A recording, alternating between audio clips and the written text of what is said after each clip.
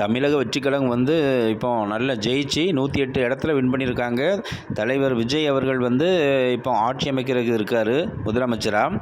அந்த ஆட்சி அமைக்கிறதுக்கு முன்னாடியே பார்த்தீங்கன்னா வந்து அதிமுகவும் திமுகவும் ஆட்சி அமைச்சிரும் கூட்டணி போட்டு அப்படிங்கிற மாதிரி நம்ப முடியாத ஒரு இதெல்லாம் கிரியேட் பண்ணி போடுறாங்கப்பா. இதில் அந்த ரெட்டையிலேயே போட்டு அதுக்கு மேலே ஒரு சில சூரியனை வரைஞ்சி இது வந்து யுனைடெட் திமுக அதிமுக இப்படிலாம் போடுறாங்க.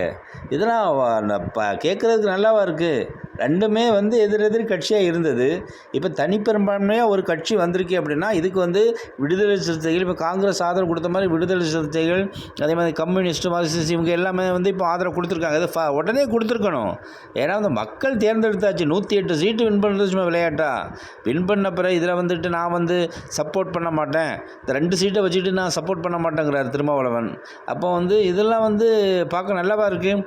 ஒரு 108 சீட்டு ஒருத்தர் வின் பண்ணி வந்திருக்காருன்னா மக்கள் அவர் மேலே எவ்வளோ நம்பிக்கை வச்சுருப்பாங்க. அப்போ வந்து உடனே நான் மக்கள் எடுத்த முடிவுக்கு நாங்களும் சப்போர்ட் பண்ணுறோம் அப்படின்னு சொல்லி இவங்கெல்லாம் வந்துடும் இந்த சின்ன சின்ன கட்சிகள்லாம். அதுதான் நல்லது. நன்றி வணக்கம். வந்துட்டாங்கன்னு நினைக்கிறேன்.